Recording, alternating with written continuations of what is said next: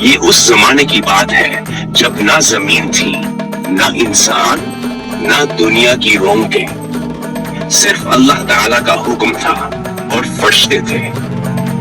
ایک دن اللہ تعالیٰ نے فرشتوں سے فرمایا، میں زمین میں ایک خلیفہ پیدا کرنے والا ہوں۔ فرشتے حیران ہو گئے اور عرض کیا، اے اللہ، کیا تو ایسے لوگوں کو پیدا کرے گا جو زمین میں فساد کریں گے، خون بہائیں گے؟ اللہ تعالیٰ نے جواب دیا، میں وہ جانتا ہوں جو تم نہیں جانتے۔ اور پھر اللہ نے مٹی سے ایک خوبصورت پیکر بنایا۔ یہ حضرت آدم علیہ السلام کا پہلا جسم تھا۔ اہلی روح پھونکی گئی، آدم علیہ السلام زندہ ہو گئے۔ جب روح ان کے جسم میں داخل ہوئی تو ان کی آنکھیں کھل گئیں۔ انہوں نے دیکھنا، سننا، اٹھنا اور چلنا سیکھا۔ آپ کا قد 60 ہاتھ تھا، یعنی آج کی ماپ کے مطابق 90 فٹ سے بھی زیادہ۔ یہ بات بہت کم لوگ جانتے ہیں۔ اللہ نے ان سے پوچھا، اے آدم، تم کون ہو؟ آدم علیہ السلام نے عرض کیا، میں آدم ہوں، تیرا بندہ، الحمدللہ۔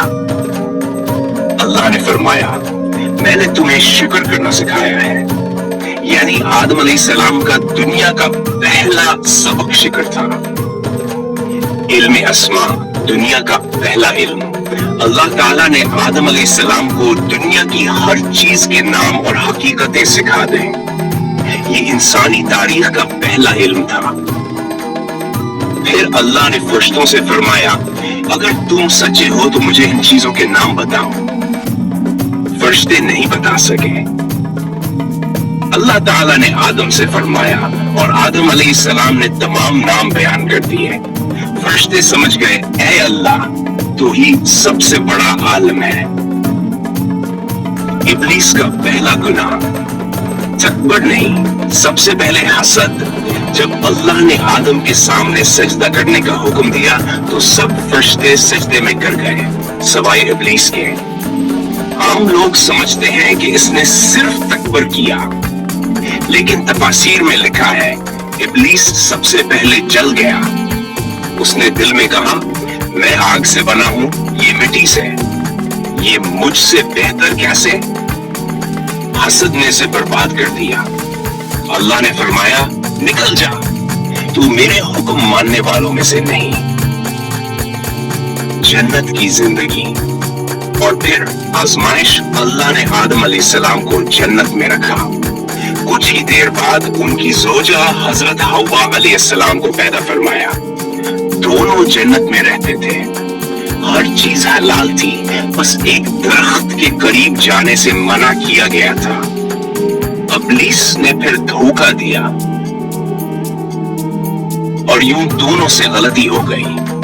جیسے ہی غلطی ہوئی دونوں خوفزدہ ہو گئے۔ حضرت آدم علیہ السلام 40 سال تک روتے رہے، توبہ کرتے رہے، اللہ سے معافی مانگتے رہے۔ تفاسیر میں آتا ہے کہ ان کے آنسوؤں سے زمین پر ایک چھوٹی سی ندی کا راستہ بن گیا۔ دنیا میں اترنا، آدم سری لنکا، حوا جدہ، اللہ تعالیٰ نے دونوں کو دنیا میں اتار دیا۔ حضرت آدم علیہ السلام کو سری لنکا کے پہاڑ آدمز بیک پر، حضرت حوا علیہ السلام کو جدہ کے علاقے میں، دونوں ایک دوسرے کو تلاش کرتے رہے، روتے رہے، دعائیں کرتے رہے۔ بالآخر دونوں عرفات کے میدان میں ملے، اسی لیے اس جگہ کو جبل رحمت کہا جاتا ہے۔